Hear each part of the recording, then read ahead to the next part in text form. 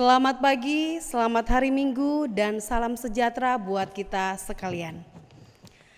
Dalam sukacita kami menyambut Bapak Ibu, saudara-saudara jemaat yang dikasihi oleh Tuhan Yesus. Walaupun kita masih beribadah dari rumah masing-masing, namun tidak mengurangi rasa syukur dan sukacita kita dalam hidup persekutuan jemaat. Dia berkenan mengutus hambanya, Ibu Pendeta Mariana STH, sebagai pelayan firman di tengah-tengah persekutuan kita saat ini. Untuk itu, jemaat disilahkan berdiri dan kita menyambut dan memuliakan Tuhan dengan menyanyikan PKJ 19 ayatnya yang pertama.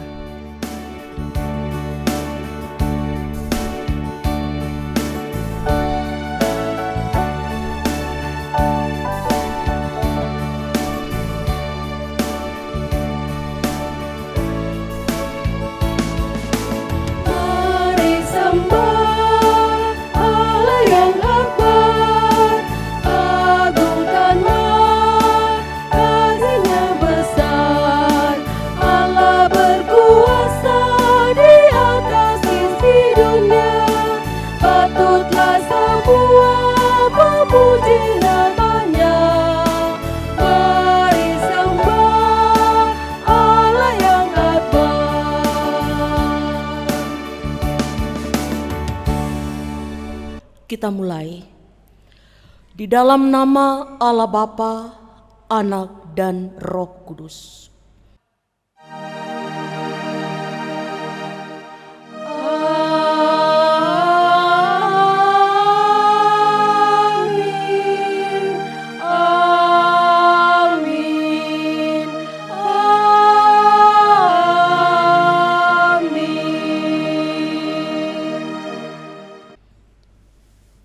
Kasih karunia dan damai sejahtera dari Allah Bapa kita dan dari Tuhan Yesus menyertai saudara-saudara sekalian. Dan sertamu juga. Masih dalam posisi berdiri, Bapak Ibu, kita akan mendengarkan hukum Tuhan atau hukum kasih yang akan saya bacakan dari kitab pertama Yohanes pasalnya yang keempat ayat 7-12. Saudara-saudaraku yang kekasih, marilah kita saling mengasihi, sebab kasih itu berasal dari Allah, dan setiap orang yang mengasihi lahir dari Allah dan mengenal Allah.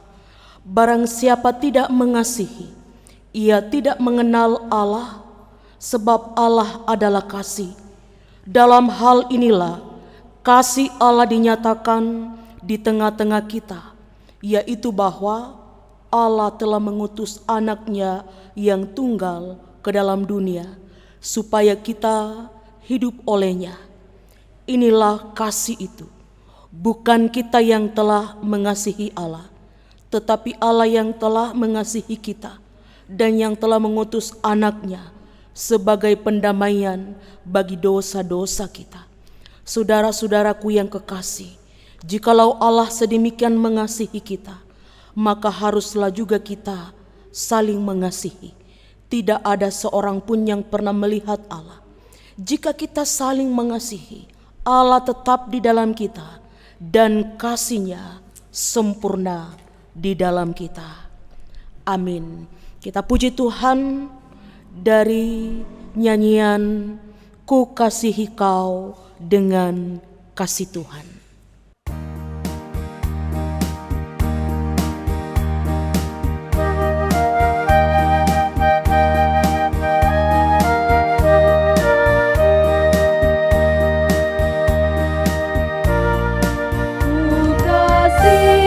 Kau dengan kasih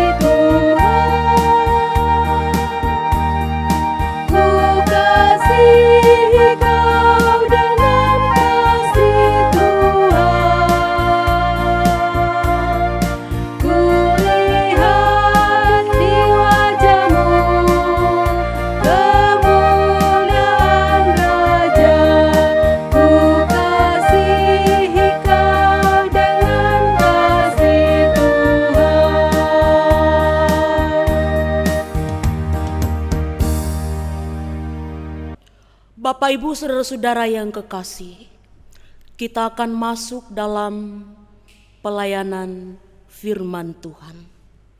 Mari berdoa. Terangi hati pikiran kami, ya Allah Bapa di surga. Dalam kami hendak membaca, merenungkan akan kebenaran firman-Mu. Sehingga dengan demikian, firman-Mu ini akan kembali menjadi suluh bagi langkah kami dan pelita bagi kaki kami. Bersabdalah kepada kami Tuhan, kami siap mendengar di dalam nama Tuhan Yesus. Amin. Bagian firman Tuhan, Kitab Ulangan pasal 34 ayat pertama sampai dengan ayatnya yang ke-12. Kesaksian firman Tuhan bunyinya demikian. Kemudian naiklah Musa dari dataran Moab ke atas gunung Nebo, yakni ke atas puncak Pisgah yang di tentangan Yeriko.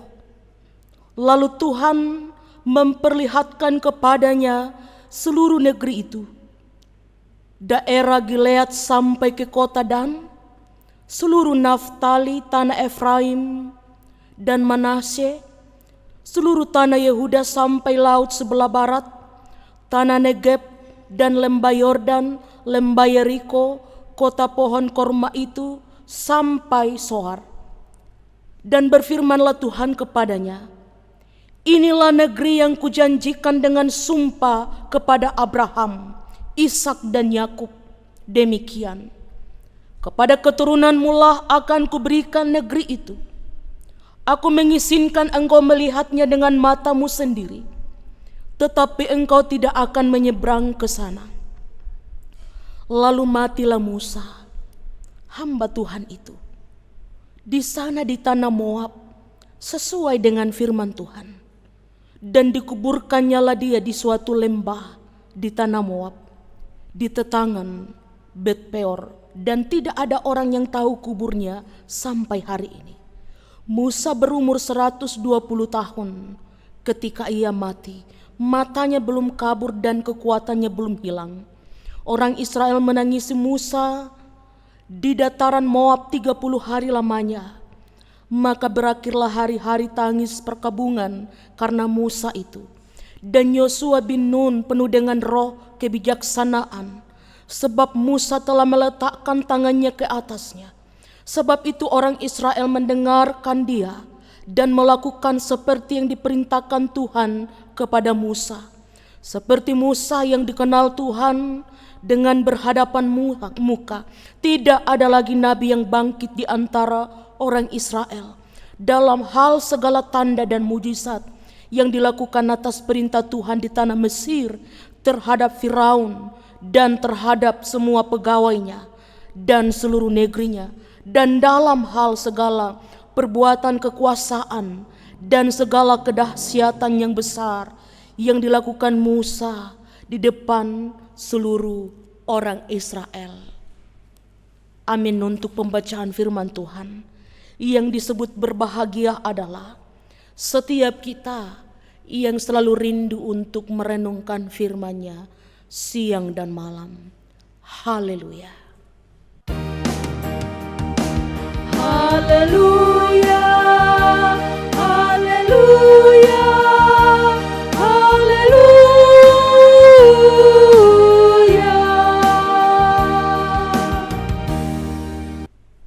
Bapak, Ibu, saudara-saudara yang diberkati Tuhan, ada istilah yang mengatakan gajah mati meninggalkan bangkai, manusia mati meninggalkan nama. Tapi nama yang dimaksud di sini Bapak Ibu bukanlah sekedar nama yang manusia maksudkan, tetapi nama yang Tuhan maksudkan. Ya. Sebab ketika seseorang itu meninggalkan dunia, memang ada banyak kenangan-kenangan juga yang selalu diingat. Tetapi belum tentu kenangan itu berkenan di mata Tuhan. Nah, yang dimaksud dalam ungkapan ini adalah apa yang Tuhan katakan, bukan sekedar apa yang manusia katakan.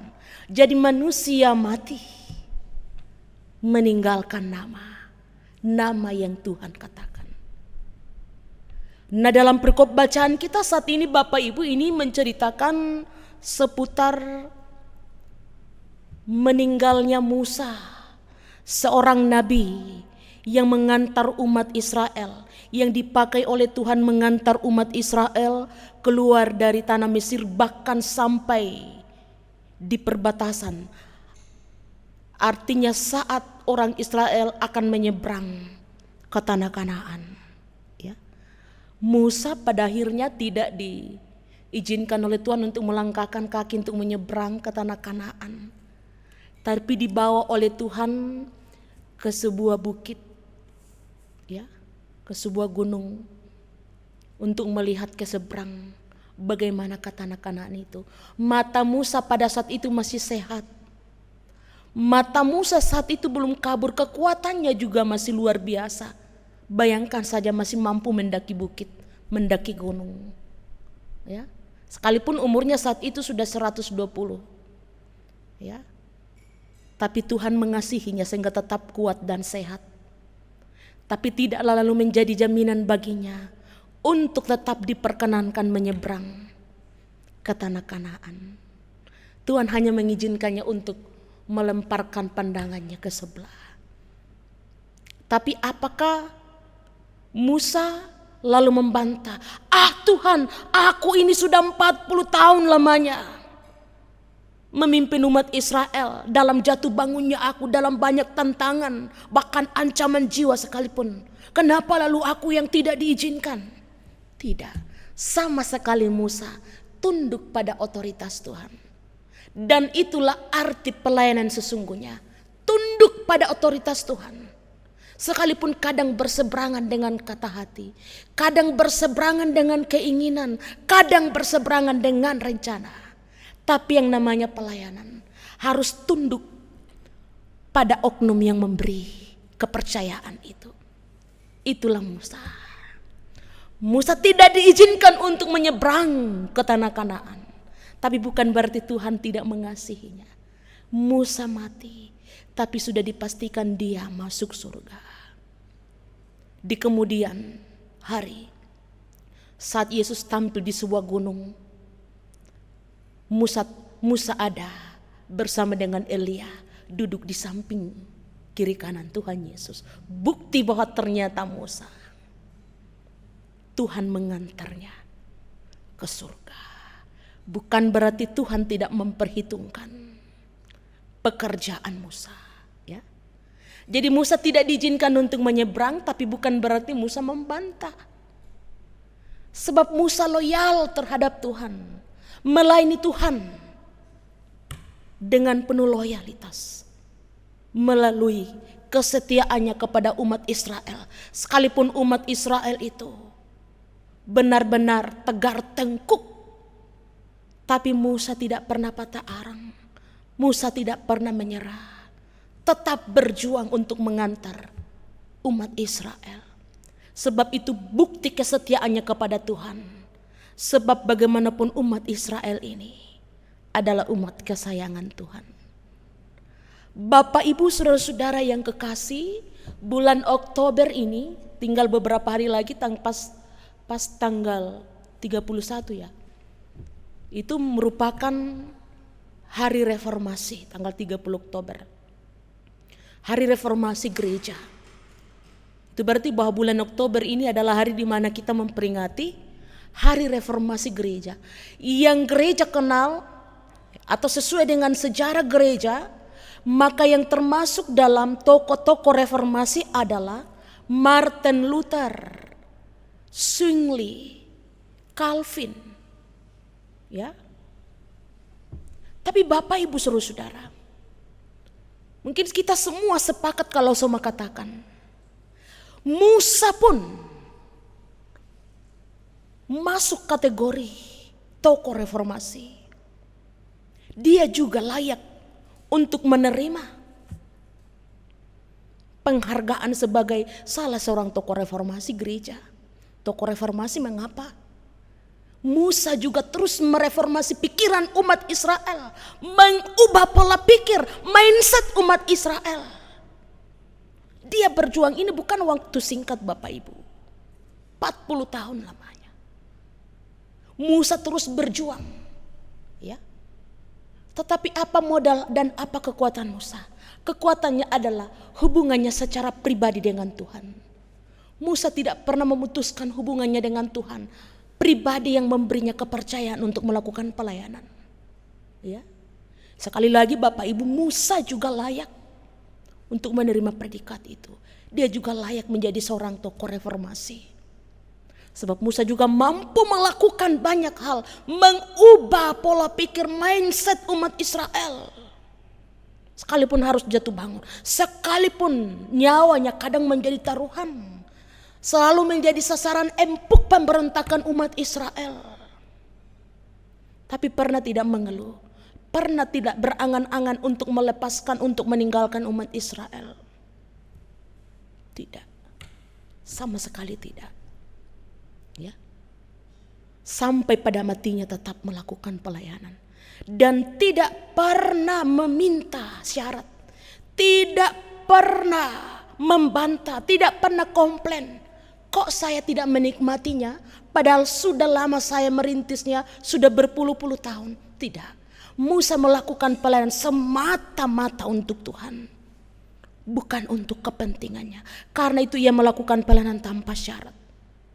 Itulah yang dimaksud dengan pelayanan, kebebasan dalam melayani.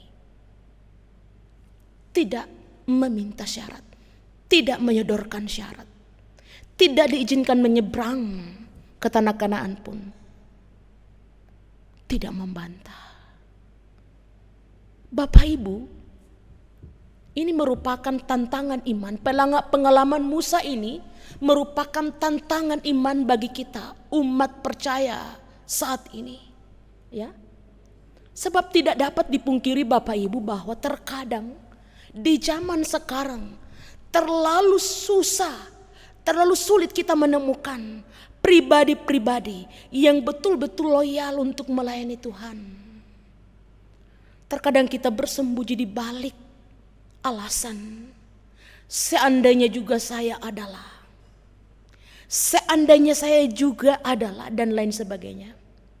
Seandainya waktu itu dan lain sebagainya. Kata seandainya inilah yang selalu menjebak kita untuk pada akhirnya tidak mampu melakukan pelayanan di hadapan Tuhan. Ya. Orang yang punya kerinduan tidak akan pernah terbentur di balik alasan. Tapi akan selalu dengan tegas mengatakan, sekalipun aku ini tidak layak, sekalipun disiplin ilmu saya terbatas, sekalipun saya ini bukan siapa-siapa, sekalipun saya ini tidak berpengalaman, sekalipun saya ini tidak terlalu kuat, tidak terlalu pintar, tidak terlalu dan lain sebagainya, tetapi aku akan terus mengasihi dan melayani Tuhan. Apapun talenta yang Tuhan berikan. Ya. Ingat Musa Bapak Ibu. Berani meninggalkan kenyamanannya di istana. Berani meninggalkan kenyamanannya ketika ia tinggal menjadi penggembala ternak di rumah mertuanya saat itu. Untuk menjadi pemimpin bangsa Israel yang tegar tengkok saat itu.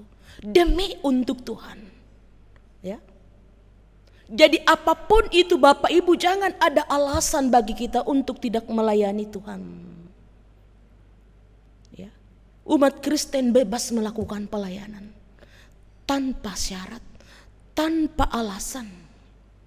Ya. Selama kita masih punya potensi, selama kita masih punya talenta, selama kita masih kuat Bapak Ibu, selama waktu ini masih berpihak kepada kita, selama nafas masih di kandung badan, pergunakanlah itu. Tidak selamanya waktu ini berpihak kepada kita. Musa pun pada akhirnya mati, tapi tidak ada kata menyesal. Sebab dia sudah melakukan pelayanan terlalu luar biasa. Sekalipun dia juga bukanlah manusia sempurna, dia juga pernah melakukan dosa. Tetapi dia tidak terkurung dalam masa lalunya. Dia bangkit dan melakukan banyak hal di hadapan Tuhan.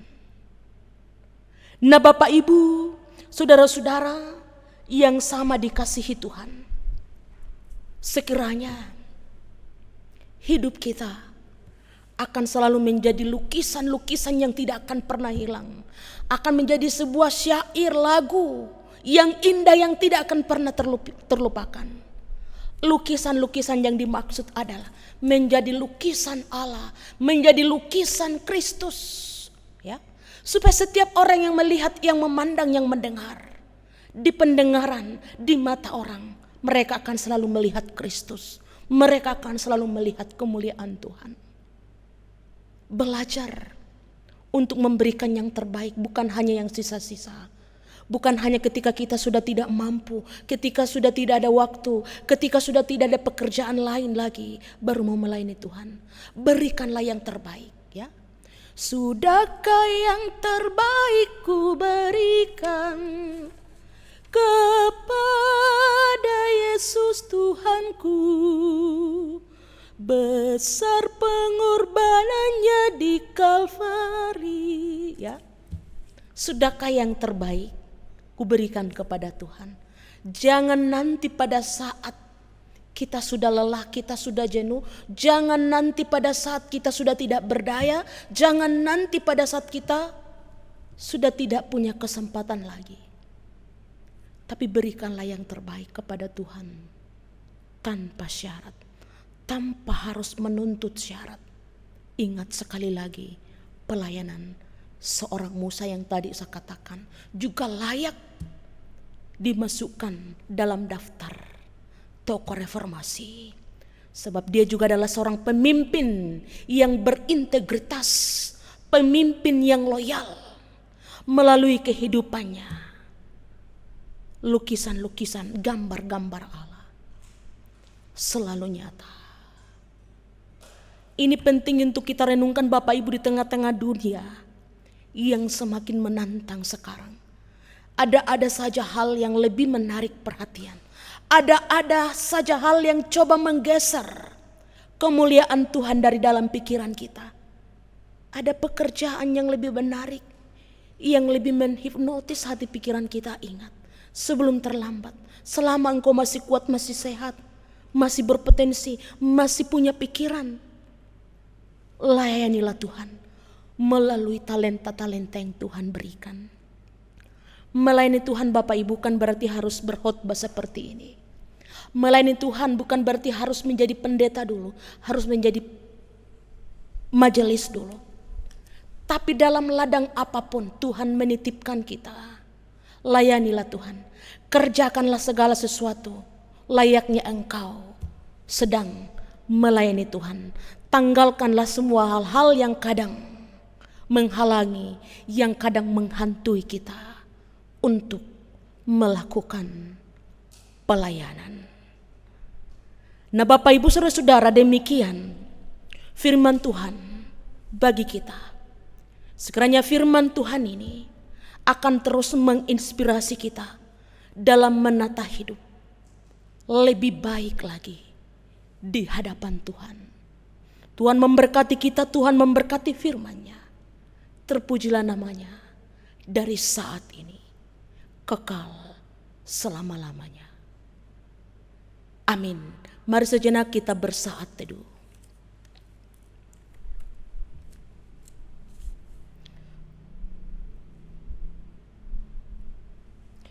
Saat teduh selesai, diberi kesempatan persembahan pujian dari Joyful Voice. Disilahkan.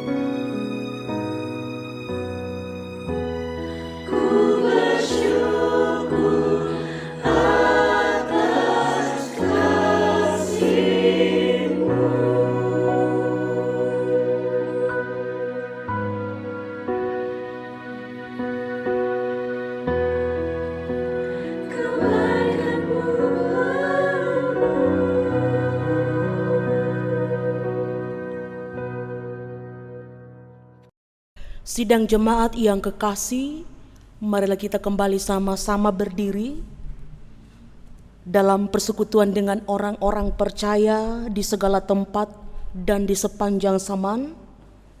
Bersama-sama kita mengikrarkan pengakuan iman kita melalui pengakuan iman rasuli demikian.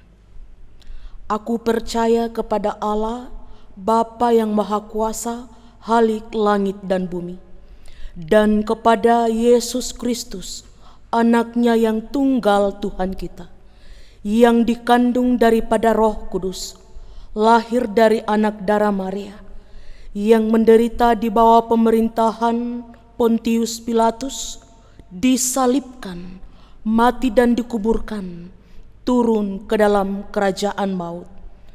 Pada hari yang ketiga, bangkit pula dari antara orang mati, naik ke surga, duduk di sebelah kanan Allah, Bapa yang Maha Kuasa, dan akan datang dari sana untuk menghakimi orang yang hidup dan yang mati. Aku percaya kepada Roh Kudus, gereja yang kudus dan am, persekutuan orang kudus, pengampunan dosa, kebangkitan daging, dan hidup yang kekal. Amin. Disilahkan duduk kembali. Kita akan masuk dalam persembahan syukur. Karena itu Bapak Ibu saudara-saudara, mari kita kembali mengangkat pujian dari tembang pujian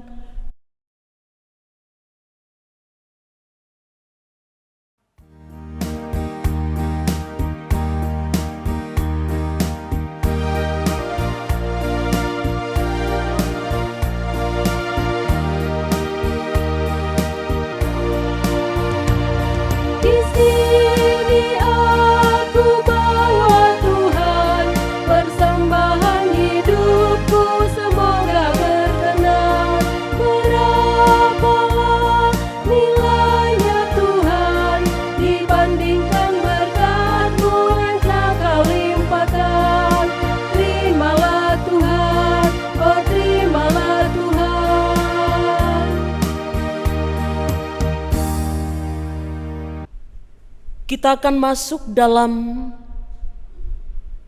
doa persembahan dan juga doa syafaat. Karena itu Bapak Ibu saudara-saudara, mari kita tenangkan hati. Kita kembali tunduk diri dan kita berdoa. Mari berdoa. Kepadamu Bapa di sorga, kami kembali mengangkat syukur, sebab oleh perkenanan-Mu lah maka saat ini kami kembali diizinkan untuk mendengarkan isi hati-Mu bagi kami melalui kebenaran firman-Mu. Biarlah oleh Roh Kudus-Mu Tuhan, kami dimampukan untuk menjadi pelaku-pelaku dari firman-Mu yang sudah kami gumuli bersama. Sekiranya hidup kami akan selalu menjadi manifestasi kebenaran-Mu. Hidup kami akan selalu menjadi lukisan-lukisan kebenaran-Mu. Sehingga dengan demikian melalui kesaksian hidup kami, Kristus akan selalu disaksikan oleh semua orang. Berkati seluruh sidang jemaat-Mu Tuhan, dalam kondisi mereka masing-masing. Hampiri mereka, nyatakan sukacita-Mu dalam kehidupan mereka. Bila mereka akan selalu merasakan damai sejahtera oleh karena Tuhan, sekalipun Ada di antara kami, bahkan banyak di antara kami yang sedang bergumul oleh karena sakit penyakit. Baik yang sedang dirawat di rumah sakit, yang sedang dirawat di rumah. Ada di antara kami yang masih sedang berduka cita. Ada di antara kami yang masih terus ada dalam tekanan. Tapi kami selalu percaya bahwa bersama dengan Tuhan tidak ada satupun hal yang akan membatasi kami dengan kasih Tuhan. Karena itu berkati seluruh jemaat-Mu Tuhan. Mereka yang sedang berjuang untuk sebuah kesembuhan tanpa kami sebut satu persatu lawat. Biarlah apa yang selalu diucapkan oleh bibir kami selama ini dalam doa akan dilihat langsung oleh mata kami. Semua karena kemurahan-Mu Tuhan, semua karena anugerah-Mu. Kami berdoa untuk setiap rencana-rencana sidang jemaat-Mu. Selalulah hadir Tuhan. Dimanapun kami berada, yang ada di wilayah kota Makassar, yang ada di kampung halaman, yang ada di rantau orang dalam tugas tanggung jawab mereka masing-masing, di darat, di lautan. Engkau jangkau semua. Bila kami semua selalu ada dalam pemeliharaan Tuhan. Dan dari tengah-tengah kehidupan kami pun akan selalu menjadikan hidup sebagai hamba Tuhan yang selalu siap sedia untuk melayani Tuhan dalam berbagai bidang kehidupan. Bapa yang ada dalam kerajaan surga, kami berdoa untuk bangsa dan negara kami. Engkau terus menyatakan kemuliaan-Mu di tengah-tengah pergumulan. Engkau memberkati pemerintah dalam berbagai bentuk lingkup pemerintahan. Engkau memberkati para medis yang terus bekerja, khususnya di masa pandemi COVID-19 yang sampai saat ini belum berujung. Tapi terima kasih, dari hari ke hari kuasa Tuhan semakin nyata. Pelan-pelan semuanya boleh teratasi. Terima kasih Tuhan. Kami berdoa untuk hamba-hamba Tuhan dalam berbagai bentuk lingkup pelayanan. Engkau juga akan terus memberkati seluruh hamba-hamba-Mu, sehingga akan terus menjadi tanda kehadiran Tuhan di tengah muka bumi ini. Berdoa untuk seluruh hamba-hamba-Mu yang mengambil bagian dalam pelayanan saat ini. Bapak Ibu Penatua Syamas dari daerah pelayanan 4, tim multimedia, tim musik, operator LCD, semuanya diberkati Tuhan. Saudara koster, saudara tata usaha, satpam, semuanya diberkati Tuhan. Bahkan juga persembahan pujian dari pemuda diberkati Tuhan. Vokal grup Joyful saat ini diberkati Tuhan. Engkau juga memberkati setiap kami yang masih akan melakukan pelayanan dalam minggu ini. Biarlah semuanya boleh berjalan, semua karena kemurahan Tuhan. Karena itu ampuni semua salah dosa kami Tuhan. Terima kami yang berdoa. Karena doa yang kami sampaikan ini hanya beralaskan anak-Mu Yesus Kristus, yang sudah mempersekutukan kami dalam doa Bapa kami sebagai berikut. Bapa kami yang di sorga, dikuduskanlah nama-Mu, datanglah kerajaan-Mu, jadilah kehendak-Mu di bumi seperti di sorga. Berikanlah kami pada hari ini makanan kami yang secukupnya, dan ampunilah kami akan kesalahan kami, seperti kami juga mengampuni orang yang bersalah kepada kami. Dan janganlah membawa kami ke dalam pencobaan, melainkan lepaskanlah kami daripada yang jahat. Karena Engkaulah yang mempunyai kerajaan dan kuasa dan kemuliaan sampai selama-lamanya. Amin. Jemaat yang kekasih, mari kita sama-sama mendengarkan Warta Jemaat Minggu tanggal 25 Oktober 2020. Yang pertama, telah terdaftar pada kantor GTM Jemaat Tamalan Rea untuk peneguhan dan pemberkatan nikah antara pasangan calon mempelai. 1. Reynold Masale SE dengan Ningrum Wardani Bulawan A. Paonganan Eskom, Daerah Pelayanan 1. Pemberkatan nikah Rabu 4 November 2020 pukul 14.00 WITA. Pastoral Selasa 3 November 2020 pukul 08.00 WITA. Kedua, Edwin Febrianto dengan Syamas Abigail Lebang, Dapel 5. Pemberkatan nikah Rabu 11 November 2020 pukul 14.00 WITA. Pastoral Selasa 10 November 2020 pukul 08.00 WITA. Ketiga, Frans Philip Dumaka dengan Elsa Prieda, Dapel 8. Pemberkatan nikah Sabtu 14 November 2020 pukul 14.00 WITA. Pastoral Jumat 13 November 2020 pukul 08.00 WITA. Yang kedua, Sakramen Baptisan Kudus akan dilaksanakan pada hari Minggu 1 November 2020 pukul 09.00 WITA. Pendaftaran masih dibuka sampai dengan tanggal 30 Oktober 2020.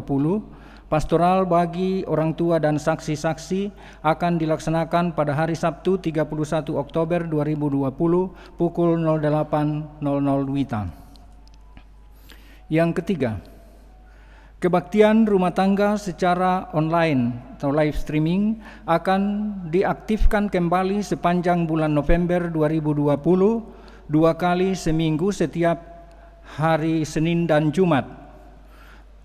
Bagi yang ingin pelayanan ibadah tatap muka di rumah dapat dilayani dengan ketentuan tetap melaksanakan protokol kesehatan termasuk pembatasan peserta ibadah hanya anggota keluarga penghimpun ditambah majelis pelayan.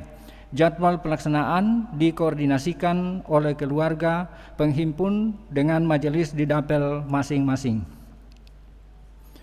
Yang keempat, kebaktian kategorial dilaksanakan secara online sesuai jadwal masing-masing, kecuali kebaktian PPGTM akan dimulai offline di gereja dengan tetap melaksanakan protokol kesehatan sesuai aturan pemerintah.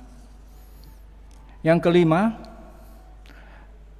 rapat koordinasi Badan Pekerja Majelis Jemaat dengan para koordinator dapel dan sub bidang akan dilaksanakan pada hari Sabtu tanggal 7 November 2020 pukul 17.00 WITA bertempat di Gedung Gereja Jemaat Tamalan Rea dengan agenda utama rencana membuka kembali ibadah di gereja dengan tetap mengikuti peraturan pemerintah dan protokol kesehatan. Yang keenam, mengingatkan kembali tindak lanjut dari batalnya persidangan majelis klasis tahunan yang sedianya dilaksanakan di GTM Jemaat Tamalan Rea akhir Oktober tahun ini. Bagi warga jemaat yang belum menyelesaikan Basar Papiyong supaya distor kepada bendahara jemaat. Yang ketujuh, tahapan pemilihan penatua dan syamas jemaat Tamalan Rea saat ini baru pada tahap pemutahiran data anggota CD dan sudah ada data-data anggota CD per dapel yang masuk dan dikumpulkan oleh panitia. Mohon dikoreksi di dapel masing-masing supaya menjadi anggota CD tetap yang berhak memilih dan dipilih sebagai anggota majelis periode 2021-2026. Sesudah ini kita akan masuk tahap berikutnya, yaitu pembinaan umum warga jemaat yang dijadwalkan tanggal 19 dan 21 November 2020. Yang terakhir, kebaktian hari Minggu 1 November 2020 ditata layani oleh Majelis Jemaat Tamalan Rea dari daerah pelayanan 5. Rekaman bersama pendeta dan tim musik gerejawi akan dilaksanakan pada hari Rabu 28 Oktober 2020 pukul 11.00 WITA. Demikian warta jemaat saat ini. Atas perhatian Bapak Ibu warga jemaat diucapkan banyak terima kasih. Tuhan Yesus memberkati kita semua. Shalom. Saudara-saudara kekasih Tuhan, kita telah berada di penghujung ibadah kita. Jalanilah hidupmu dengan penuh sukacita. Ingatlah selalu amanat firman Tuhan yang telah saudara dengar saat ini. Dan untuk mengakhiri ibadah ini, mari bersama-sama kita berdiri dan kita menyanyikan pelengkap kidung jemaat 185 bait pertama, Tuhan mengutus kita.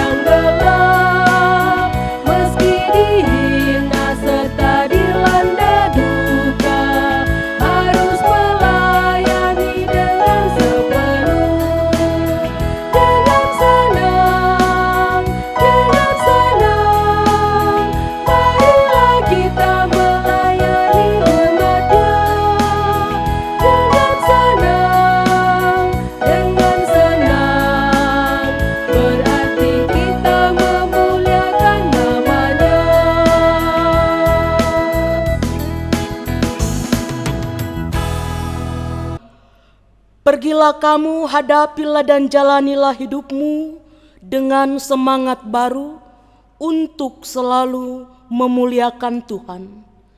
Jadilah berkat bagi sesama serta dengan iman. Terimalah berkat dari Tuhan. Kasih karunia Tuhan Yesus Kristus dan kasih Allah, persekutuan Roh Kudus menyertai kamu sekalian sekarang dan sampai selama-lamanya. Amin.